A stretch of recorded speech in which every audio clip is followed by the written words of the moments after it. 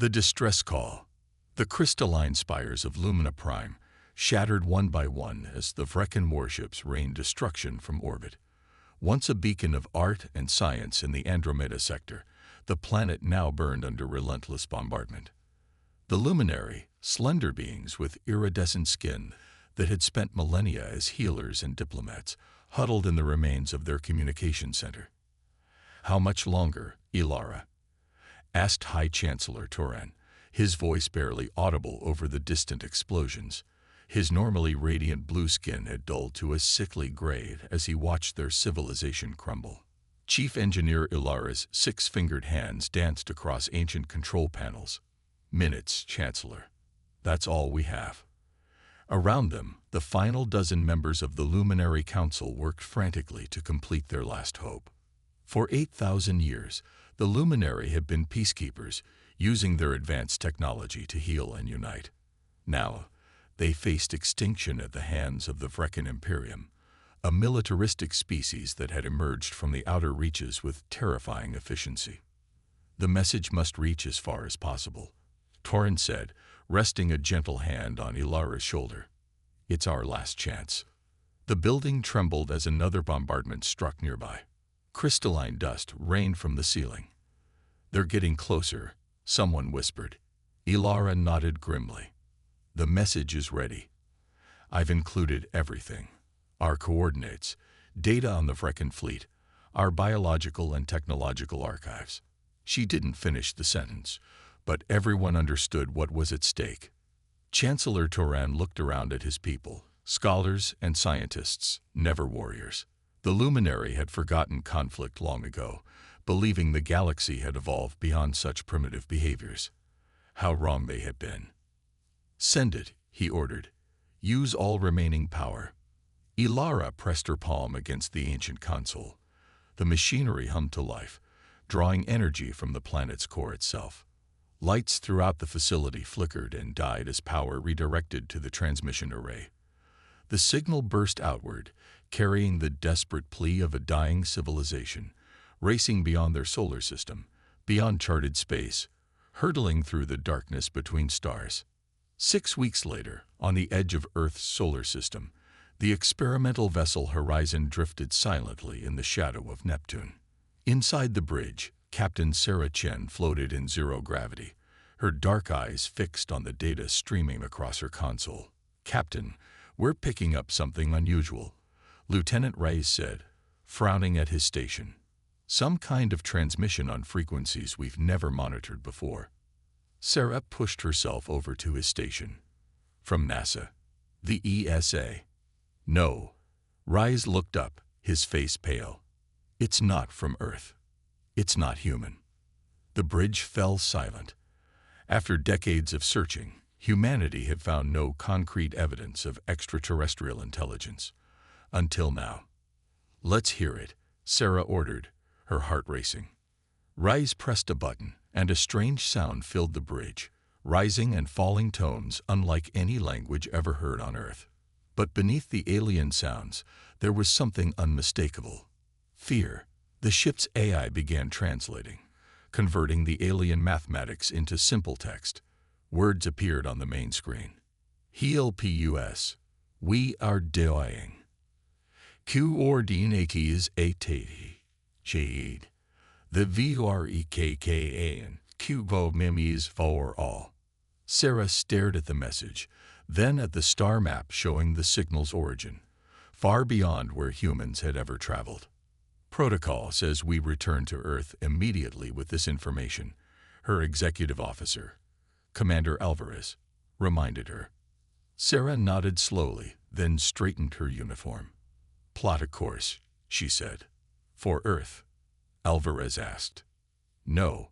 Sarah pointed to the coordinates in the alien message. "For them." The crew exchanged nervous glances, but no one protested. Something in their captain's voice told them this wasn't just a mission anymore. It was a rescue. What none of them knew, what the universe was about to discover, was that humanity's response to a cry for help would forever change the cosmic order. "Captain, we're approaching the coordinates," Lieutenant Reyes announced as the horizon emerged from its experimental FTL jump. For 3 weeks they had traveled farther than any human before them. Earth was now just a faint blue dot among countless stars. Sensors detecting debris. Officer Paddle reported, her voice tight. Lots of it. Something catastrophic happened here. The main screen showed a graveyard of broken ships floating around a damaged azure planet. Fires still burned on its surface, visible even from space. Life signs? Sarah asked. Faint readings from the second moon. Reyes replied. Could be survivors. Sarah made her decision quickly. Prepare the shuttle. I'll lead the team myself. Commander Alvarez stepped forward. Captain, we don't know what's waiting for us. It could be a trap. Sarah checked her sidearm. That's exactly why I'm going. These people asked for help. I want them to see that humans answered. 30 minutes later, the shuttle landed on the small moon. Through their helmet visors, Sarah and her team saw a landscape of azure crystal and white rock. They followed the life signs to a cave entrance, hidden between 2 shimmering formations. Hello, Sarah called out, her voice echoing. We received your message. We're here to help. Silence answered her. Then a soft light appeared deep in the cave. A tall, slender figure stepped forward cautiously. Its skin was pale blue with bioluminescent patterns, and large eyes reflected light like a cat's. You understood our transmission. The alien asked in a musical voice that somehow formed English words. How is this possible? Your species is not in the Galactic Registry. Sarah removed her helmet slowly. We're humans, from Earth. I'm Captain Sarah Chen. We picked up your distress signal. More aliens appeared behind the first, staring at the humans with expressions of wonder and confusion. I am Engineer Ilara of the Luminary, the first alien said. But how did you reach us? Your world is not connected to the jump network. You should not possess travel technology capable of these distances. Sarah smiled slightly. We're full of surprises. Our ship uses experimental propulsion. When we heard your call for help, we came. The aliens whispered among themselves. Finally, Ilara stepped closer. You came just because we asked. You do not know us. You have no alliance with the Luminary. You needed help, Sarah said simply. That was enough. Tears formed in Ilara's large eyes. We are the last. The Vrecken destroyed our homeworld, Lumina Prime. We escaped with only what we could carry. She gestured to the small group, about 40 Luminary clutching strange devices and a few personal items. They looked exhausted and frightened. The Vrecken will return to finish us, another Luminary said. They always do. Sarah looked back at her team, then to the refugees. Not this time. You're under our protection now. Commander Alvarez stepped closer. Captain, what exactly are you suggesting? We're taking them with us, Sarah said firmly. And then we're going to have a conversation with these Vrecken. The silence that followed was broken by an older Luminary who pushed forward. You don't understand. The Vrecken have conquered entire systems. They have hundreds of warships. Your single vessel would be destroyed instantly. Sarah's expression didn't change. Then we'll need more ships. The Luminary stared at her in disbelief. Later, they would tell others throughout the galaxy about this moment, when they first witnessed what humans were truly capable of. Not just compassion, but a terrifying, wonderful determination that would soon shake the foundations of galactic order. 3 weeks after the rescue, Earth's military and political leaders gathered in an underground facility beneath Geneva. Captain Sarah Chen stood before them with Engineer Ilara and 2 other Luminary at her side. So these Vrecken creatures, General Hassan said, studying the holographic images of the enemy ships, they've conquered over 20 star systems. 34, Ilara corrected softly. We were the 35th. The room fell silent. Humanity had just begun tentative exploration beyond their solar system, and now they faced an enemy that controlled dozens of worlds. Admiral Jones leaned forward. And why exactly should Earth get involved in this conflict? We have our own problems. Sarah stepped forward. Because they'll find us eventually. The Luminary have shared their star charts. The Vrekken are expanding in our direction. Not for decades, perhaps centuries, another official argued. Sarah's eyes hardened. So we wait until they're at our doorstep. Until Earth burns like Lumina Prime. President Okonkwo, who had been quiet until now, stood up. There's another reason, she said, because it's the right thing to do. These people need help, and we can provide it. Murmurs filled the room, some agreeing, others protesting.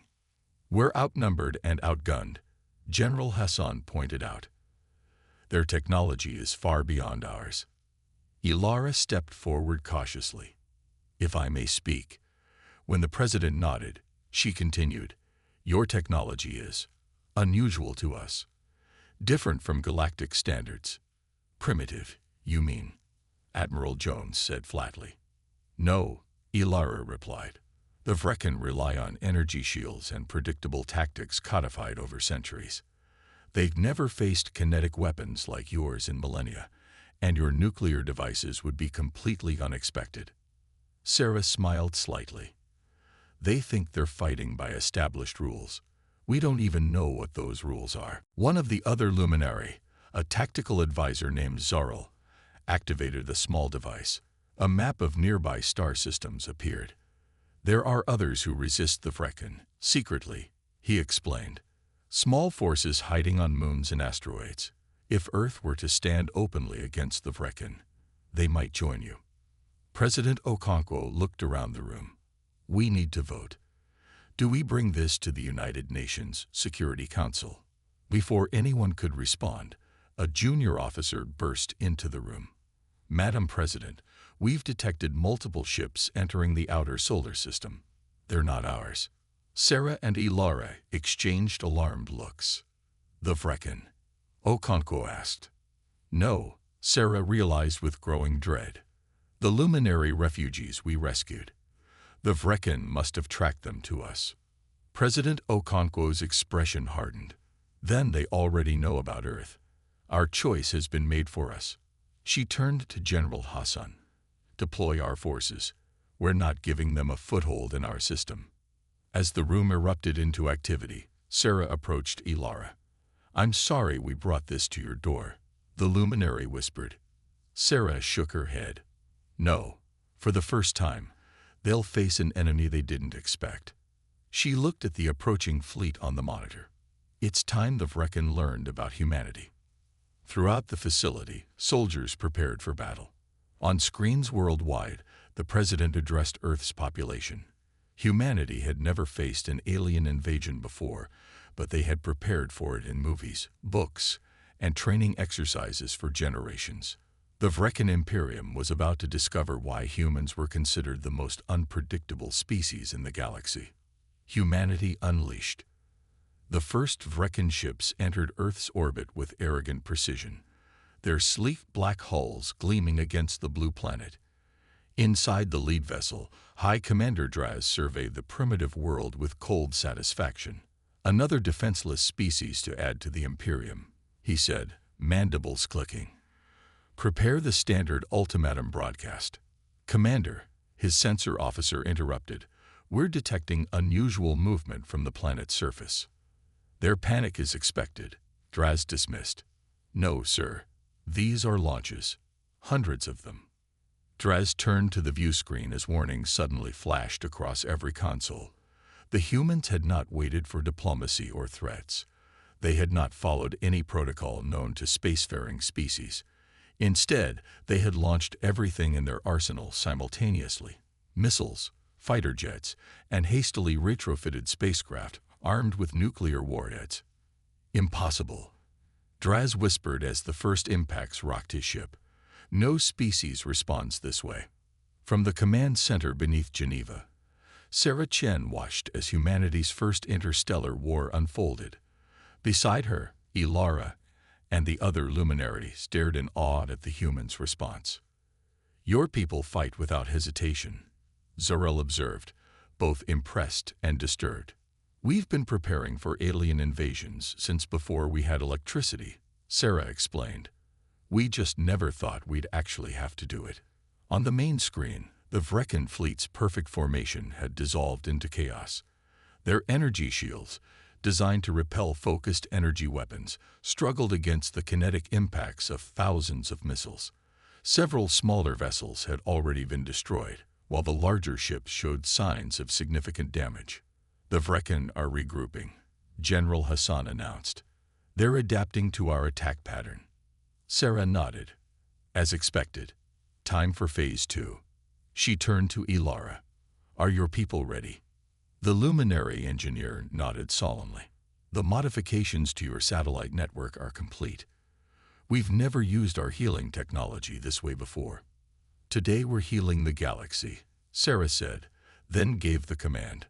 Across Earth's orbit, thousands of satellites, previously used for communications and weather monitoring, activated with luminary technology.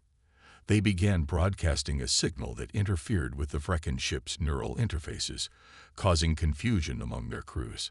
It wasn't designed to kill, merely to disorient, a reflection of both the luminary's peaceful nature and humanity's strategic thinking. Remarkable. President Okonkwo murmured as the enemy fleet's movements became erratic. Now, Captain Chen, I believe it's time for your special operation. Sarah straightened her uniform. Yes, Madam President. My team is ready. High Commander Draz struggled to maintain consciousness as the strange signal assaulted his neural implants. Around him, his crew writhed in similar distress.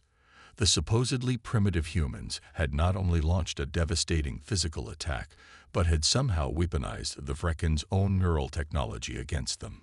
Cut all neural interfaces, he ordered, his voice slurred. Revert to manual controls. As his officers struggled to comply, a new alert sounded. Proximity warnings from their flagship's docking bay.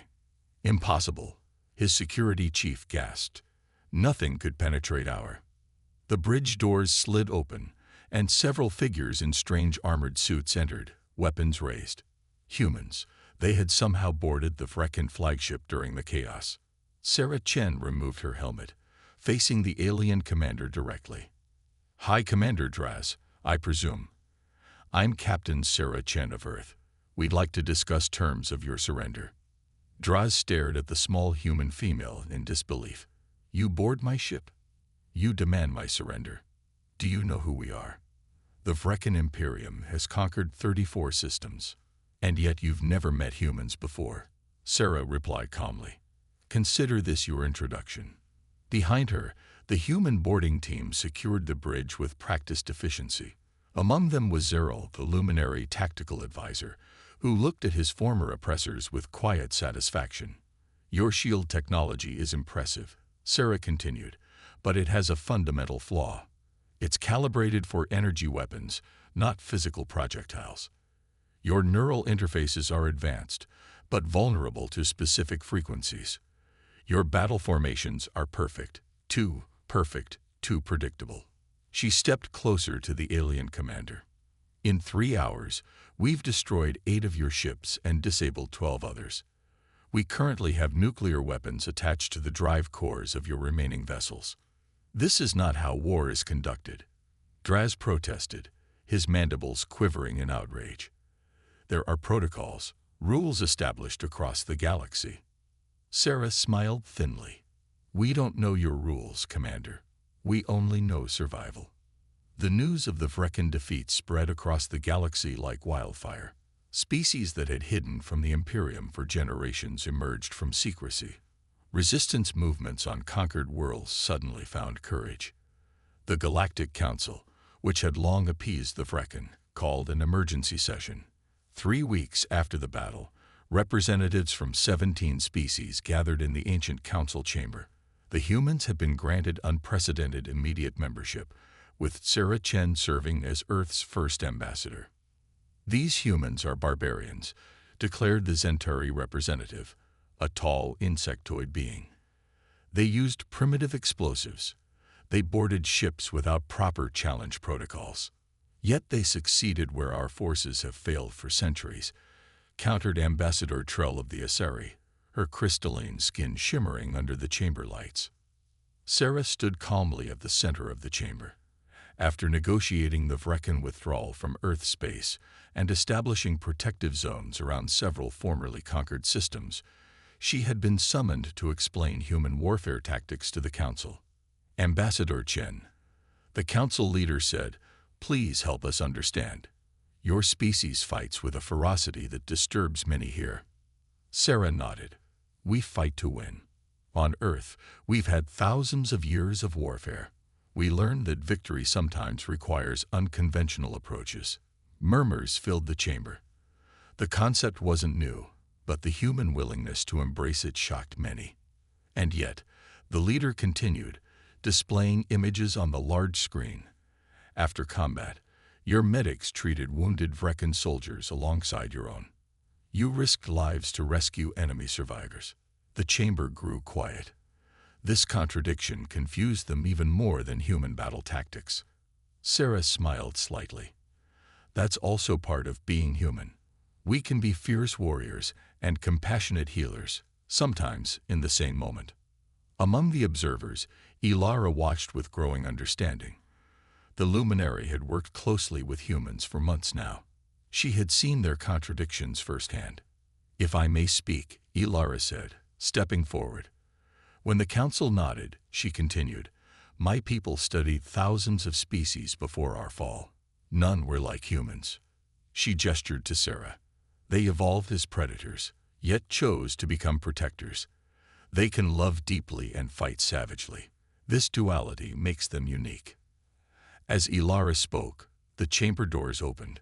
A group of former Vrecken prisoners entered, soldiers who had been captured in the Earth battle and treated by human doctors. One prisoner, his exoskeleton still showing healing fractures, stood before the Council. "I served the Imperium for 20 cycles," he said. "We were taught that lesser species must be conquered or destroyed." He looked at Sarah. "Then I was captured by humans. They fixed my wounds. They gave me food. They asked me questions but used no pain devices." He paused. "They showed me images of their world of families. They asked if I had family too." The chamber was completely silent now. "Humans fight like demons," the prisoner continued. "But afterward, they treated me like a person. No one in the Imperium has ever done that." Sarah stepped forward. "We consider it a rule of war. Once someone can no longer fight, they deserve care, not cruelty." The Council leader studied Sarah for a long moment. "Your species contains remarkable contradictions, Ambassador Chen." "Yes," Sarah agreed. "That's what makes us human."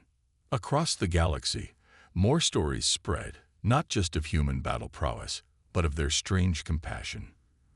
Vrecken leaders dismissed these reports as weakness, but among their ranks, doubt began to grow. They had expected to fight monsters or cowards.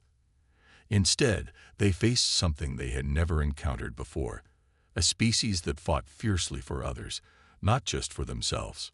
6 months after the Battle of Earth, Sarah stood on the observation deck of the new human embassy on the Galactic Council homeworld.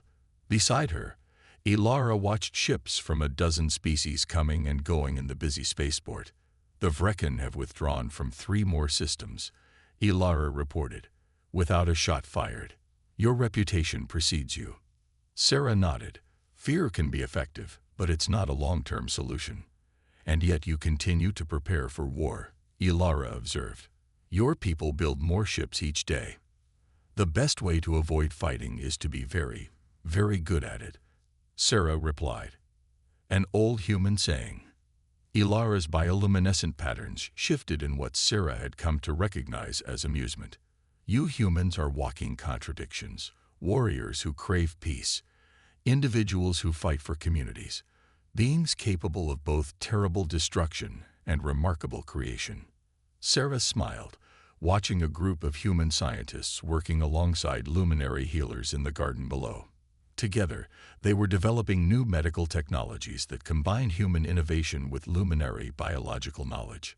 "The Vrecken don't understand you," Ilara continued. "The Council fears you. But I think the galaxy needed you." "And we needed the galaxy," Sarah replied.